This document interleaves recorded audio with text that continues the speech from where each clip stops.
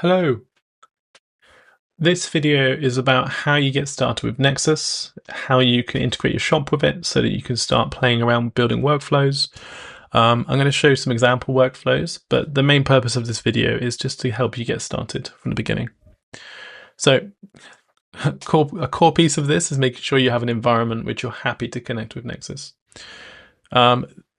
To be able to work with Nexus, there's a few prerequisites, and those are that you need to be on Shopware 6.7.1 or above.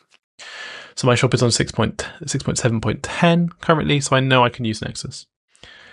We are looking to, in the future, to backport this to previous Shopware versions, but at this time, it's currently just working with the Shopware services system we have in place.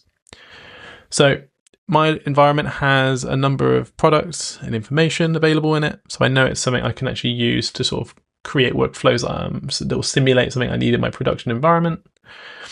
If I go to settings, I can go down to Shopware services, and this is where I will find the service I need to be able to work with Nexus. Now, if you've not worked with services before or accepted services before, there will be a permissions banner you need to accept before you'll be able to do this. But once that's done, we hit, we go over to here and we hit the little cascade here and hit activate.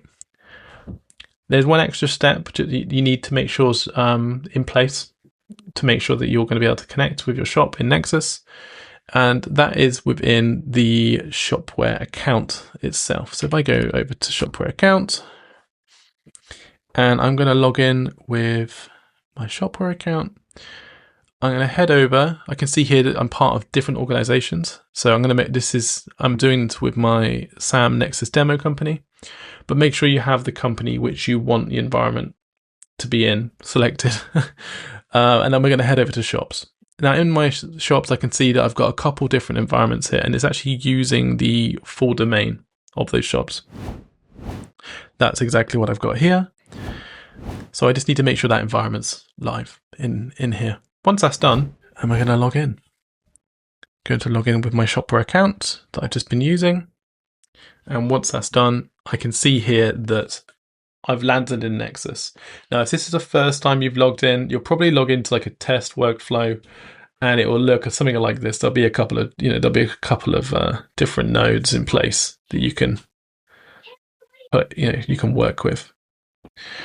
Now, just to take a step back from this, just going to have a look at the dashboard. So this is the dashboard we can see here. And I can see that, let's say I've landed in the wrong tenant or company, and you want to be able to select the right one. You just need to go back to make sure you're working in the right workspace by going out of the workflow like I just showed you. And at the top here, selecting the company which you are wanting to work with. Once that's done, you will see different projects. I have a number of different projects I've used, but you'll be in a default one, and you can create more as you progress through your journey in Nexus. Right, now that's done, I want to make sure that my shop is actually available in Nexus. So what I'm going to do here is I'm just going to pull out the Shopware event trigger. Now this is why we need the Nexus event ingestion service, because what this is going to allow us to do is track what's going on in your shop and trigger a system which picks up that information and allow you to create the workflows you need in Nexus. So I'm going to go to shop next into here, and I can see here that because I'm selected in this certain company, I can see that the shops available to me are Nexus Demo, Release V2, Local Test Temp, and Test SAM. And that will align with what I have in my shop here. And once that's done, I know that I can grab this. And that's how I know that my shop is successfully connected. Once you've done that, you will be able to start building workflows. As you can see here, I'm just going to go over a quick overview of what a workflow is. This is an example one I put together with an ERP sync, with the ERP being Microsoft Dynamics Business Central. We have a schedule node, which is basically just a cron for those of you who work in the development space, where I can have it run every 5 minutes or every week or every hour.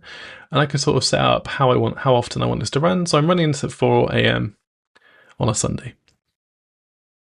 I have my Microsoft Business Dynamics node. I have some credentials set up, which I'll show you in a minute. These are some entity products. I'm grabbing all of the products out of my ERP. I'm getting the records. I can see there is some example data here coming live out of my environment. I'm then doing a field mapping, which is grabbing how I'm converting the data from Microsoft Dynamics data sort of configuration over to Shopware. We are going to be adding AI features into this in the future, so you'll be able to get AI suggested data mapping, but at this time it's manual. And we can see here that this is how we're mapping it across. We've got some custom fields and how we're using it.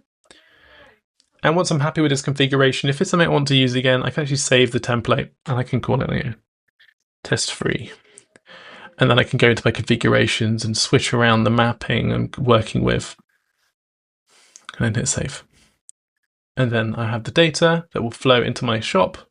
There's two different ways to connect your shop. One is through the traditional API credentials. So there is a way of connecting to older versions of Shopware than 6.7.1, but you can't use it for the event ingestion service. It's more of an API call. So I'm going to use my connected shops. I've selected the shop I want the data to go to, which is going to be this one. I'm going to select the product, the entity type that's coming, which is product, operation, create and update, and save. And that's a workflow which I can save, I can publish, and I can start. And then once it's in this state, it goes into a read-only state. So you can't break any of the connections. You can't. Any changes you try and make don't actually stick. Which leaves it in a nice protected state. And the last thing I'll go through is just go over some quick stuff about the integrations. At the moment, we have 4. That is going to be growing rapidly, very, very soon. But these are the 4 we've started off with. At the moment, I have, if my face wasn't in the way, I have a Slack integration and I have there we go. So I have a Slack integration there and I have a Microsoft Business Central. I can see how often I've used it as well, some basic usage data. So this is where my integrations are.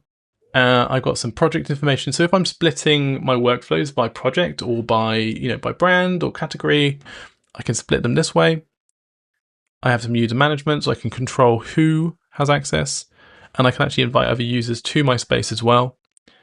And this is where I find my invitations that are sent to me through user management. We have some templates to get you started you can work around with and have a little play. But yeah, that's basically the quickest run through I possibly can do for Nexus. I hope you're able to get started soon and look forward to seeing you on the platform. Thank you. Bye.